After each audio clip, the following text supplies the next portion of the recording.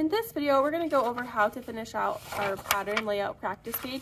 You should have already filled in the side with all the green lines, the fold, and the selvage. Remember, our fold is up here because that's where our fabric is folded. Selvages are down here because they're the edge of our fabric that is parallel to the fold. They usually have a slightly different kind of weave going on there, which is why this line is right here to represent that there's usually like a line and different color on the edge.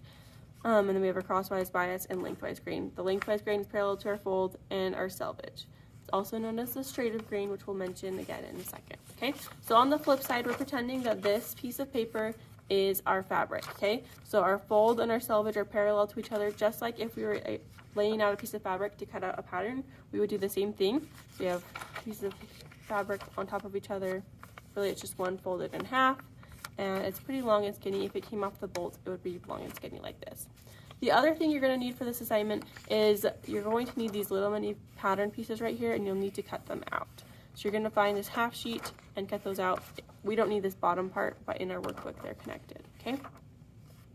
So you're going to need these pieces. There are 7 pieces you'll need to cut out. When you're cutting them out, please make sure you're using paper scissors and not fabric shears.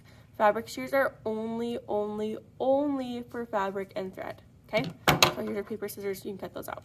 I'm going to just use some that I already have cut out, but if you need to pause the video and cut them out, that's fine. So I have mine pre-cut out here. Okay, once you have your pieces cut out, you're going to lay them out on your imaginary fabric here. So remember, it's a piece of paper, we're pretending it's fabric. When we lay out fabric, we generally have our fold parallel to our selvage, and if we're cutting out something big, it's going to be pretty long and skinny like this, right? So I have a few different types of pieces. I have some that have straight arrows on them, like these ones right here. And then I have 2 that have a different arrow with a little bracket on it, okay?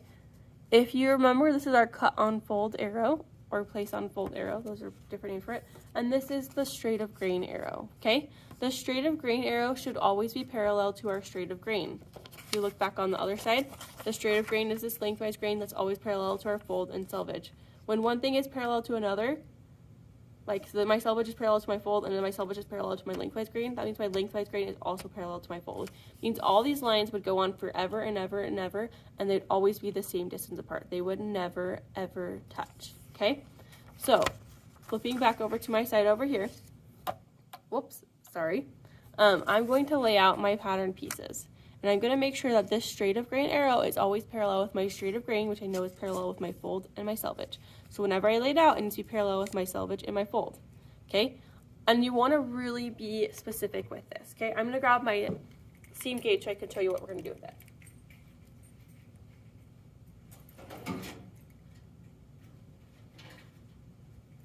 Okay, as you go through, you want to make sure that your measurements are very accurate. To know that something is parallel, you should be able to measure one side of it and the other side of it, and it should be the same. So let me demonstrate this for you. So if I'm trying to make sure that this arrow is parallel with my selvage here, which is the edge of my fabric, then I'm going to measure the left side of my arrow all the way to my fabric. Okay, that is 1 inch and 3/8. I don't know if you can see that. I'll zoom in so you can see it better. Okay, 1 inch and 3/8. Now the other side, the right side of my arrow and my selvage should measure the same. If not, it's not parallel. So in this case, it's 1 inch and not quite 3/8. So I would need to bump it up just a tiny bit to where it is 1 inch and 3/8, and then I know it's parallel, and I'll double check both sides. 1 inch and 3/8, 1 inch and 3/8, and now I know this piece right here is parallel. I would go through and do the same thing with all my other pieces. Anything that has that straight arrow, it needs to be parallel with my fold and my selvage. Make sure to measure it so it's really accurate. And then with my place on fold arrow, it's different. Place on fold arrow means that when I cut this out, I want to have one piece that's like a mirror image of itself, okay? So maybe this is the front of my shirt and I don't want to seam down the front of my shirt, so instead I'm going to put it on the fold like this. And when I cut it out, I can open it up and it would be both sides of the front of my shirt with no seam down the middle, okay? So you place it right on the fold. You want to make sure that you're really placing it right on the fold and not like, see how there's a little gap here? That's right on the fold. This is not right on the fold. Even the teeniest bit of space is going to cause a problem when you're making your project. This is not on the fold, that's not on the fold, that's not on the fold.